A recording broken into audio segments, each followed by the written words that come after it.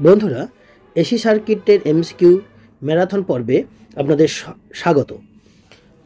যারা লেভেল 1 এখনও দেখেনি তাদের অনুরোধ করব লেভেল 1টা কমপ্লিট করে নিতে। তো আজকে শুরু করব লেভেল 2। প্রথম কোশ্চেন, পিওর ইন্ডাকটিভ সার্কিটের পাওয়ার কত? পিওর ইন্ডাকটিভ সার্কিটের পাওয়ার ফ্যাক্টরের মান হয় 0, আর তাই তার পাওয়ারেরও মান হবে 0। তো সঠিক অ্যান্সার 0। পরবর্তী প্রশ্ন, পিওর ক্যাপাসিটিভ সার্কিটের পাওয়ার কত? পিওর ক্যাপাসিটিভ সার্কিটেও একই রকমভাবে পাওয়ার ফ্যাক্টরের মান 0 হওয়ার জন্য পাওয়ারের মানও হবে 0।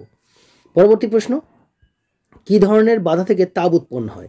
তাপ উৎপন্ন হয় কেবলমাত্র রেজিস্ট্যান্স নামক বাধা থেকে। পরবর্তী প্রশ্ন, কোনো এসি সার্কিটে উৎপন্ন তাপের পরিমাণ নির্ণয় করার জন্য কোন সূত্র কাজে লাগানো হয়? উৎপন্ন তাপের জন্য যে সূত্রটি কাজে লাগানো হয় সেটি হলো H=I²RT। এখানে I হলো কারেন্ট প্রবাহ বা প্রবাহ মাত্রা, R হলো রেজিস্ট্যান্স এবং T হলো টাইম। পরবর্তী প্রশ্ন, কোন আরএল সিরিজ সার্কিটে এসি সাপ্লাইয়ের ফ্রিকোয়েন্সি আরএল সিরিজ সার্কিটের এসি সাপ্লাইয়ের ফ্রিকোয়েন্সি বেড়ে গেলে কারেন্টের কীরূপ পরিবর্তন হবে? প্রথমত এটা আরএল সার্কিট, যেখানে আমরা জানি অলরেডি XL = 2πfL।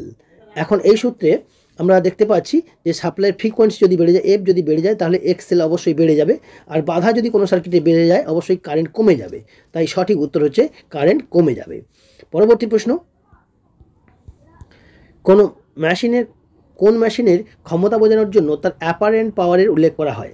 এই অ্যাপারেন্ট পাওয়ারের উল্লেখ করা হয় ট্রান্সফরমারের ক্ষেত্রে, এছাড়াও অল্টারনেটারের ক্ষেত্রেও কিন্তু বা স্টেবিলাইজারের ক্ষেত্রেও আমরা এই অ্যাপারেন্ট পাওয়ার অর্থাৎ VA বা KVA-তে তার ক্ষমতা বর্ণনা করে থাকি। পরবর্তী প্রশ্ন, কিসের ক্ষমতা বোঝানোর জন্য রিঅ্যাক্টিভ পাওয়ারের উল্লেখ করা হয়? রিঅ্যাক্টিভ পাওয়ারের একক হচ্ছে kVAR। এই এককটাকে মূলত আমরা ব্যবহার করি ক্যাপাসিটার ব্যাংকের ক্ষমতা বোঝানোর জন্য। ক্যাপাসিটার ব্যাংক যা কিনা পাওয়ার ফ্যাক্টর ইমপ্রুভমেন্টের জন্য কাজে লাগে, সেই পাওয়ার ফ্যাক্টর ব্যাংকের ক্যাপাসিটি বোঝানোর জন্য আমরা রিঅ্যাক্টিভ পাওয়ারের উল্লেখ করে থাকি। পরবর্তী প্রশ্ন, কোনো কয়েলকে এসি সার্কিটে সংযুক্ত করলে কি কি বাধা পাওয়া যায়? একটা কয়েলকে যদি আমরা এসি সার্কিটের সঙ্গে যুক্ত করি তো সেক্ষেত্রে তার রেজিস্ট্যান্স বাধা হিসেবে পাবো, যেহেতু সেটা একটা কোনো না কোনো মেটেরিয়ালে তৈরি, অবশ্যই তার একটা রেজিস্ট্যান্স আছে এবং তার সঙ্গে সঙ্গে ইন্ডাকটিভ রিঅ্যাক্ট্যান্সও আছে। অর্থাৎ এখানে উত্তর হচ্ছে উপরের সব কয়টি। পরবর্তী প্রশ্ন, একটি এসি 3 ফেজ মোটরের মধ্যে কী ধরনের বাধা বর্তমান থাকে? অবশ্যই যেহেতু মোটরের মধ্যে আমরা জানি মোটরের মধ্যে যে ওয়াইন্ডিং করা হয় তা কয়েল দিয়ে তৈরি করা হয়, যার মধ্যে কোনো না কোনো তার থাকে অর্থাৎ মেটেরিয়াল থাকে, অর্থাৎ তার মধ্যে রেজিস্ট্যান্স গুণ থাকে এবং কয়েল আকৃতি করার জন্য ইন্ডাকটিভ রিঅ্যাক্ট্যান্স থাকে। তাহলে অ্যান্সার হবে উপরের সব কয়টি। পরবর্তী প্রশ্ন, হিটার কয়েলের মধ্যে প্রধান বাধা কোনটি? যদিও হিটার কয়েলের কুণ্ডলীকৃত করা থাকে তাহলে তার প্রধান বাধা হচ্ছে কিন্তু রেজিস্ট্যান্স, যেটাকে আমরা কাজে লাগাই। পরবর্তী প্রশ্ন, টিউবলাইট চোখের মধ্যে প্রধান বাধা কী? তো টিউবলাইট চোখের মধ্যে প্রধান বাধা হচ্ছে ইন্ডাকটিভ রিঅ্যাক্ট্যান্স। ইন্ডাকটিভ রিঅ্যাক্ট্যান্সটাই হচ্ছে প্রধান বাধা। পরবর্তী প্রশ্ন, ট্রান্সমিশন লাইনের দৈর্ঘ্য বৃদ্ধি পেলে রেজিস্ট্যান্স ছাড়া আর কী ধরনের বাধা বৃদ্ধি পায়? ট্রান্সমিশন লাইন বা ডিস্ট্রিবিউশন লাইনের দৈর্ঘ্য যত বাড়তে থাকে তার সঙ্গে সঙ্গে একটা বিশেষ বাধা বাড়তে থাকে, যেটা হচ্ছে ক্যাপাসিটিভ রিঅ্যাক্ট্যান্স। ক্যাপাসিটিভ রিঅ্যাক্ট্যান্স হবে সঠিক অ্যান্সার। পরবর্তী প্রশ্ন, কোনো মোটরকে কী ধরনের লোডের আওতায় ফেলা যেতে পারে? একটা মোটরের মধ্যে কয়েল থাকে, অবশ্যই সেটা ইন্ডাকটিভ লোড। পরবর্তী প্রশ্ন, একটি ইন্ডাকটিভ কয়েল 240 ভোল্ট 50 Hz সাপ্লাইয়ের সাথে সংযুক্ত করলে তার মধ্য দিয়ে 5 অ্যাম্পিয়ার কারেন্ট প্রবাহিত হয় এবং পাওয়ার ফ্যাক্টর হলো 0.8। ইন্ডাকটিভ কয়েলটির রোধ কত? এখানে জিজ্ঞাসা করা হয়েছে ইন্ডাকটিভ কয়েলের রোধ কত। তো আমরা প্রথমে ইন্ডাকটিভ কয়েলের রোধ বের করার জন্য যে সূত্রটি কাজে লাগাবো সেটা হচ্ছে পাওয়ার ফ্যাক্টর সমান R/Z। এটাকে আমরা ঘুরে লিখতে পারি R = power factor into Z অর্থাৎ ইম্পিডেন্স। এখন পাওয়ার ফ্যাক্টর তো ডাইরেক্টলি দেওয়াই আছে, বাট ইম্পিডেন্সটা কীভাবে ক্যালকুলেট করব? না, জেড আমরা ক্যালকুলেট করতে পারি ভোল্টেজকে কারেন্ট দিয়ে ভাগ করলে। অর্থাৎ এখানে অ্যান্সারটা হবে 240 / 5। এখন 240কে 5 দিয়ে ভাগ করা মানে 48 হয়। তারপর পাওয়ার ফ্যাক্টর অ্যাকচুয়ালি তাহলে 0.8 × 48।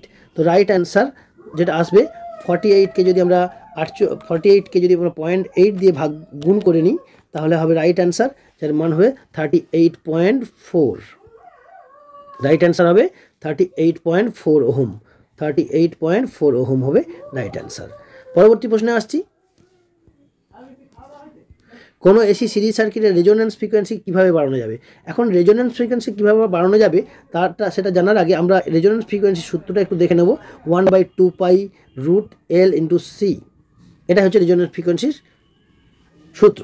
তো আমরা পরিষ্কার দেখতে পাচ্ছি রেজোন্যান্স ফ্রিকোয়েন্সির সঙ্গে ইন্ডাকট্যান্স এবং ক্যাপাসিট্যান্স দুটোই ব্যস্তানুপাতিক, অর্থাৎ ইন্ডাকট্যান্সকে যদি আমরা কম করি বা ক্যাপাসিট্যান্সকে যদি কম করি তাহলে কিন্তু রেজোন্যান্স ফ্রিকোয়েন্সি বেড়ে যাবে।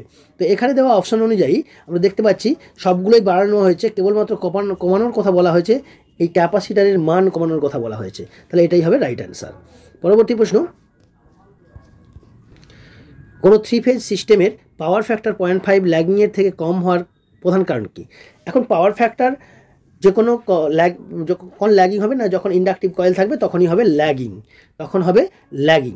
এবার সাধারণ অবস্থায় যেটা হয় সেটা হচ্ছে মোটামুটি একটা লিমিটের মধ্যে থাকে, অর্থাৎ 0.5-এর আপে থাকে সাধারণ মোটরের। কিন্তু যদি কোনো কারণে আমরা কয়েলের পাক সংখ্যাকে বাড়িয়ে দিই তাহলে তার ইন্ডাকটিভ রিয়াক্টেন্স কিন্তু অনেকখানি বেড়ে যাবে, আর পাওয়ার ফ্যাক্টরও কিন্তু অনেকখানি পরিবর্তন হবে। তাই আমরা এখানে যেটা অ্যাকচুয়াল অ্যান্সার হবে, বেশি ইন্ডাকটিভ লোডের রিয়াক্টিভ পাওয়ারের জন্যই এই 0.5-এর চেয়ে 0.5 ল্যাগিংয়ের থেকে আরও কমে যাবে পাওয়ার ফ্যাক্টরটা কোনো একটা মোটরের, যদি কিনা তার ইন্ডাকটিভ লোডটা বেড়ে যায়, যার ফলে রিয়াক্টিভ পাওয়ার বেড়ে যাবে। পরবর্তী প্রশ্ন, 3 ফেজ আনব্যালেন্স স্টার কানেকশন সিস্টেমে নিউট্রাল তারের কারেন্ট কত হবে? এখন কোনো 3 ফেজ ব্যালেন্স সিস্টেম হোক বা আনব্যালেন্স সিস্টেম হোক, তার নিউট্রাল কারেন্টের পরিমাণ হয় 3টে ফেজ ওয়্যার দিয়ে যে কারেন্ট প্রবাহিত হয় তাদের বীজগাণিতিক যোগফল। তো এক্ষেত্রেও সেই নিয়মটার ব্যতিক্রম নয়, অর্থাৎ 3টি ফেজের কারেন্টের বীজগাণিতিক যোগফলই হবে নিউট্রাল কারেন্ট। ব্যালেন্স লোডের ক্ষেত্রে এটার পরিমাণ 0 হয়ে যায়, তাই জন্যই আমরা সেটাকে ব্যালেন্স লোড বলে থাকি। এটা আনব্যালেন্স লোড, এখানেও নিয়মটা একই হবে। পরবর্তী প্রশ্ন, 3 phase 415 volt 50 hertz star connection সিস্টেমে একটি লোডের লাইন কারেন্ট 16 অ্যাম্পিয়ার এবং পাওয়ার ফ্যাক্টর 0.8, লোডটির অ্যাপারেন্ট পাওয়ার কেভিএ এককে কত হবে? এখন কেভিএ এককে অ্যাপারেন্ট পাওয়ার এর সূত্র যদি আমরা কাজে লাগাই, সেটা হচ্ছে অ্যাপারেন্ট পাওয়ারকে আমরা এইভাবে লিখতে পারি, √3 into VL into IL, right answer 11.5 kVA। পরবর্তী প্রশ্নে আসছি, 3 ফেজ এবং 0 পাওয়ার ফ্যাক্টরের একটি লোডের 2টি ওয়াটমিটারের সাহায্যে পাওয়ার ফ্যাক্টর পরিমাপ করার যে পদ্ধতি, সেই পরিমাপের সময় ওয়াটমিটার দুটো রিডিং কি হবে? আমাদেরকে এখানে যেটা লক্ষ্য করতে হবে, পাওয়ার ফ্যাক্টর হচ্ছে 0। তো দুটো ওয়াটমিটারেই প্রথমত যেহেতু 0 পাওয়ার ফ্যাক্টর, তাই সেখানে আমরা যেটা দেখতে পাবো সেটা হচ্ছে একটাতে যদি নেগেটিভ রিডিং দেয়, একটাতে দেবে পজিটিভ রিডিং, এবং আরও একটা জিনিস, দুটো মিটারের রিডিংটা সমানই উঠবে, অর্থাৎ দুটো ওয়াটমিটারের সমান রিডিং দেবে কিন্তু বিপরীত চিহ্নযুক্ত। এটাই হচ্ছে, যদি দুটো ওয়াটমিটার পদ্ধতিতে যদি আমরা 2 ওয়াটমিটার প্রসিডিওরে যদি আমরা পাওয়ার পরিমাপ করি 3 ফেজ সিস্টেমের, এবং যদি কখনো দেখি যে দুটো ওয়াটমিটারের সেম রিডিং দিচ্ছে কিন্তু তাদের মধ্যে ডিফারেন্স হচ্ছে একটা নেগেটিভ রিডিং দিচ্ছে, একটা পজিটিভ রিডিং দিচ্ছে, তাহলে অবশ্যই বুঝবে পাওয়ার ফ্যাক্টরটা মান 0। পরবর্তী প্রশ্নে আসছি, কোশ্চেন নাম্বার 50, কোনো ভোল্টেজের আরএমএস মান যদি 240 ভোল্ট হয় তাহলে তার সর্বোচ্চ মান কত? আমরা এখানে দেখে নিই যে আরএমএস মান এবং সর্বোচ্চ মানের কথা বলা হয়েছে। তো সর্বোচ্চ মান আমি এখানে ভোল্টেজের হিসাবেই লিখছি, Vmax = VRMS ডিভাইডেড বাই 0.707, এটাই হচ্ছে সূত্র। তো আমরা VRMS এর মান তো অবশ্যই জানি, 240 ভোল্ট এখানে বলে দেওয়া আছে, আর তাকে 0.707 দিয়ে ভাগ করে দিতে হবে। 0.707 মানে হচ্ছে 1/√2। তো যাই হোক না কেন, 240কে 0.707 দিয়ে যদি আমরা ডিভাইড করে দিই তাহলে পাবো 339.5 ভোল্ট। 339.5 ভোল্ট হচ্ছে রাইট অ্যান্সার। পরবর্তী প্রশ্ন, একটি এসি সার্কিটের রিয়াক্টিভ পাওয়ারের নির্ণয়ের সূত্র কি? রিয়াক্টিভ পাওয়ারের সূত্র নির্ণয় হচ্ছে voltage into current into sine theta, অর্থাৎ রাইট অ্যান্সার হচ্ছে এটা, voltage into current into sine theta. পরবর্তী প্রশ্ন, কোশ্চেন নাম্বার 52, এখানে একটা সার্কিট দেখানো হয়েছে, প্রদত্ত সার্কিটের ইম্পিডেন্সের মান কত নির্ণয় করো।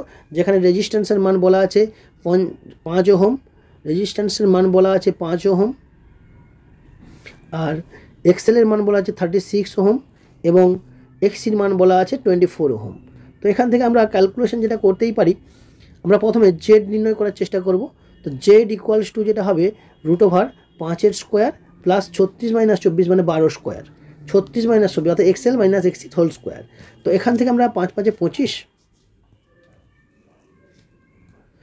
5 5 25 আর হচ্ছে 12 12 144, তাহলে 144 প্লাস 25 মানে 169, আর 169 রুট করলে হয় 13, তো অ্যান্সার হচ্ছে 13 হচ্ছে তার টোটাল বাধা বা ইম্পিডেন্স। পরবর্তী প্রশ্ন, টু ফেজ এসি সাপ্লাইয়ের ফেজ দুটির মধ্যে কৌণিক ব্যবধান কত থাকে? অবশ্যই টু ফেজ সিস্টেমে ফেজ ডিফারেন্স থাকে 90 ডিগ্রি। পরবর্তী প্রশ্নে আসছি, স্টার কানেকশনের ক্ষেত্রে লাইন ভোল্টেজ এবং ফেজ ভোল্টেজের মধ্যে সম্পর্ক কী? আমরা সবাই জানি স্টার কানেকশন যখন হয় তখন লাইন ভোল্টেজ ফেজ ভোল্টেজের √3 গুণ হয়ে থাকে, অর্থাৎ line voltage equals to √3 into phase voltage. পরবর্তী প্রশ্ন, কোশ্চেন নাম্বার 55, 3000 ওয়াট এবং 0.8 পাওয়ার ফ্যাক্টরে স্টার কানেক্টেড একটি ব্যালেন্স লোডে 3 ফেজ 415 ভোল্ট 50 হার্জ সাপ্লাইয়ের সঙ্গে সংযুক্ত করা হলে লাইন কারেন্ট কত হবে? তবে লাইন কারেন্ট নির্ণয় করব আমরা যেভাবে, সেটাতে পুরো ওয়াটটা আগে লিখে দিচ্ছি, ডিভাইডেড বাই √3 ইন্টু ভিএল। ভিএলের জায়গায় যা সূত্রটাকে বলেই দিই, ভিএল ইন্টু পাওয়ার ফ্যাক্টর, এটাই হচ্ছে সূত্র হবে। এই 3000 ওয়াটটা হচ্ছে টোটাল পাওয়ার, অবশ্যই অ্যাক্টিভ পাওয়ার এটা। এখন এই সূত্রে যদি আমরা বসিয়ে দিই, IL equals to 3000 divided by √3 into ভিএলের মান 415 ইন্টু 0.2 অ্যাম্পিয়ার, তো রাইট অ্যান্সার হবে 5.2 অ্যাম্পিয়ার। ওকে, পরবর্তী প্রশ্নে যাচ্ছি। কোশ্চেন নাম্বার 56, দুটি ওয়াট মিটারের সাহায্যে 3 ফেজ সাপ্লাইয়ের পাওয়ার পরিমাপের সময় ওয়াট মিটার দুটি একই রিডিং দিলে লোডের পাওয়ার ফ্যাক্টর কত হবে? অবশ্যই যখন দুটো ওয়াট মিটারই একই রিডিং দেবে এবং তাদের ডাইরেকশনও একই দিকে থাকবে, তখন অবশ্যই পাওয়ার ফ্যাক্টরের মান হবে 1, অবশ্যই পাওয়ার ফ্যাক্টরের মান হবে 1। পরবর্তী প্রশ্ন, 24 ওহম রোধযুক্ত একটি কয়েলকে 240 ভোল্ট 50 হার্জ এসি সরবরাহের সঙ্গে সংযুক্ত করলে কয়েলটি 5 অ্যাম্পিয়ার কারেন্ট নেয়, কয়েলের পাওয়ার ফ্যাক্টর কত? এখন কয়েলের পাওয়ার ফ্যাক্টর সমান আমরা অলরেডি জেনেছি, পাওয়ার ফ্যাক্টর মানে হচ্ছে R/Z।